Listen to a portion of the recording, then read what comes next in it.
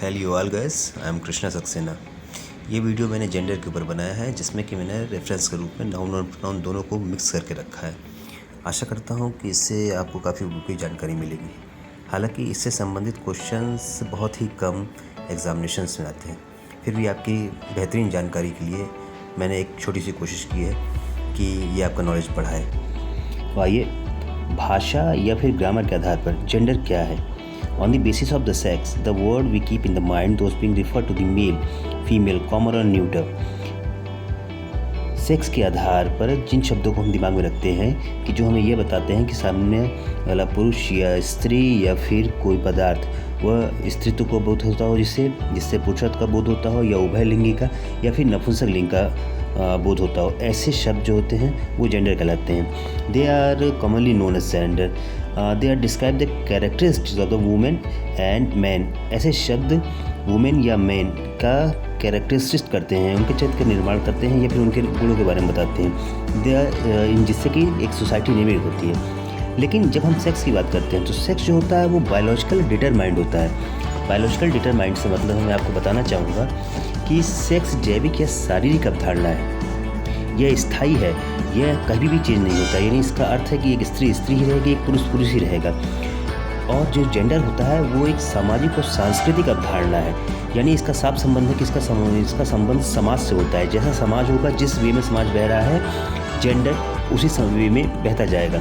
इसका संबंध पुरुषोचित स्त्रियोचित गुणों, व्यवहार के तरीकों, भूमिकाओं आदि से होता है। जेंडर जो है वो एक सामाजिक और सांस्कृतिक है तथा यह मनुष्य ने बनाया है, जबकि सेक्स जो है वो नेचुरल है, इसीलिए उसको शारीरिक या जैविक अवधारणा बोला जाता है। और जेंडर हमेशा परिवर्तनशील होता है, तो यह समय के साथ संस्कृति के साथ बदलता है, तो हमेशा इस चीज़ को अपने दिमाग में रखिएगा।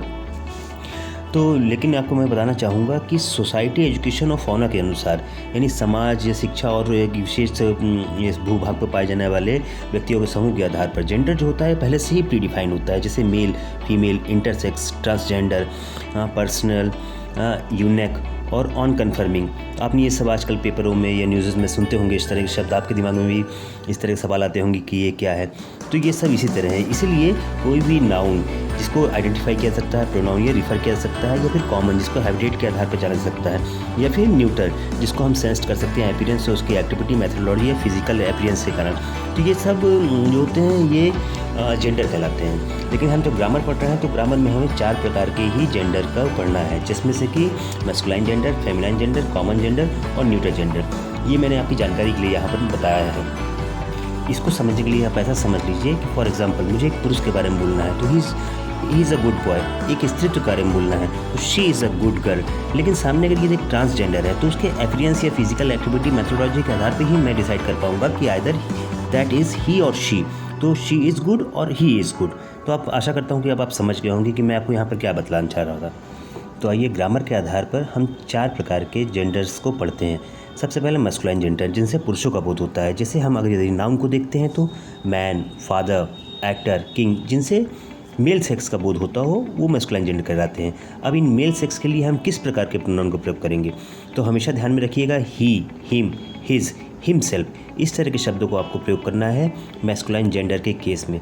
यदि आप किसी फेमिनाइन जेंडर के बारे में बात कर रहे हैं या कोई ऐसा मैटर है जिसमें कि स्त्रीत्व का बोध होता हो, जैसे नाउन जैसे मदर, सिस्टर, क्वीन, तब आप इनके स्थान पर किन प्रकार के प्रोनाउनों का प्रयोग करेंगे? She, her, hers, herself. इसी तरह से यदि किसी कॉमन जेंडर की बात की जाए, जैसे कि चिल्ड्रन, अब चिल्ड्रन में प्राइमा फेसी हमको ये नहीं मालूम होगा कि आइदर चाइल्ड इज़ ही और शी।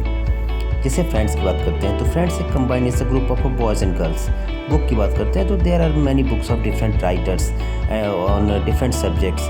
तो इसी तरह से हम कॉमन जेंडर के केस में ये नहीं पहचान पाते कि हम फीमेल के बारे में बात कर रहे हैं या मैस्कुलाइन जेंडर के बारे में। इसलिए इनके लिए हम किस प्रकार के प्रोनाउन को यूज़ करेगा, इसके लिए नॉट स्पेसिफाइड है प्रोनाउन, लेकिन आई, यू, वी और दे का प्रयोग किया जाता है। हमेशा ध्यान रखिएगा, क्योंकि दे से क्या होता है प्लूरल ग्रुप के बारे में पता लगता है। आई और यू और वी से हमें डायरेक्टली फर्स्ट पर्सन और सेकंड पर्सन के बारे में पता लग जाता है। न्यूटर जेंडर के केस में आप सभी जानते हैं न्यूटर जेंडर से सिंपल सा मतलब है लाइफलेस थिंग से, लेकिन ग्रामर ये मानती है कि ऐसे ऐसी वस्तु, लिविंग चीज़ जिसका इंटेलेक्ट या फिर IQ लेवल सामान्य ह्यूमन बीइंग से कम हो।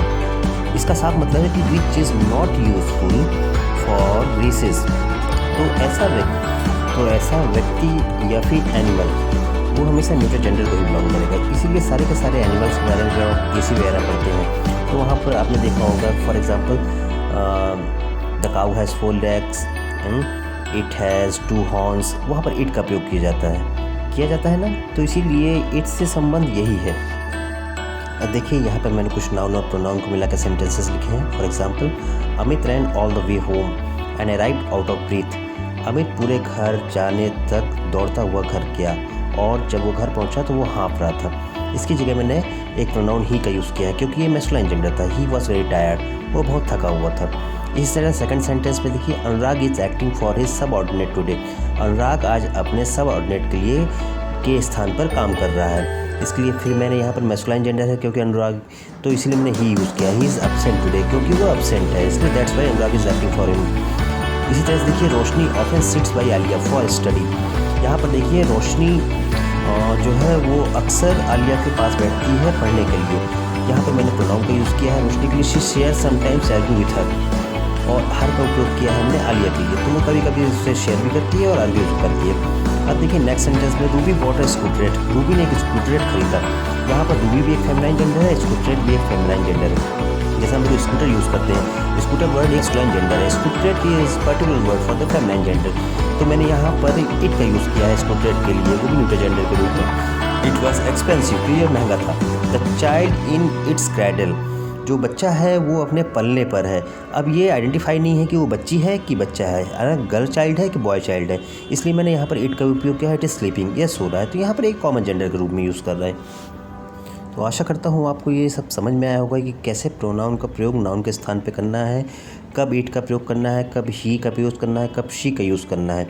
हाँ, जैसे आपने यहाँ पर सोसाइटी और सोशोलॉजी के हिसाब से भी परिभाषा समझी कि आजकल विभिन्न प्रकार के ट्रांसजेंडर्स, यूनिक, इनके लिए भी यूज़ होते हैं।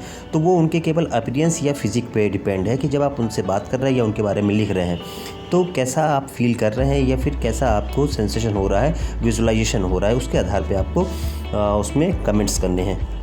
अब यहाँ पर मैंने कुछ वर्ड्स की लिस्ट बना रखी है, देखिए, जो बुक से संबंधित है। मैस्कुलाइन जेंडर जैसे man, lion, dog, bull, cock, horse. और जब फेमिनाइन जेंडर की बात करेंगे तो women, queen, cow, mare, peahen. Common gender की बात करेंगे तो हम जैसे children, parent, friend, people, thief, person, spokesman. अब चाहे वो फर्स्ट महिला हो जो बोल रही है, she is also called spokesman. Cousin या तो ब्रदर हो सकता है या कज़िन सिस्टर होगी। ऑर्फन मीन्स होता है अनाथ, तो अनाथ बालक भी हो सकता है, अनाथ बालिका भी हो सकती है। या एनिमी कोई भी हो सकता है, मेल और फीमेल दोनों। रीडर, किताबों को पढ़ने वाला, ये या न्यूज़पेपर को पढ़ने, किसी भी चीज़ को पढ़ने वाला, ये भी कोई भी हो सकता है। Student, leader, client, person, guide, worker, servant, teacher, artist, neighbour, infant, other, politicians. और न्यूट्रल जेंडर रूप में लाइफलेस थिंग जैसे पेन, बुक, चेयर, हाउस। आशा करता हूँ इस वीडियो में आपको काफ़ी अच्छी जानकारी मिली होगी। ये मैंने सामान्य रूप से जेंडर और नाउन और प्रोनाउन के बीच एक इंटरफेस के रूप में तैयार किया था आपके लिए, आपकी जानकारी बढ़ाने के लिए। फिर मिलूंगा एक नए वीडियो में, तब तक के लिए have a good day, bye bye.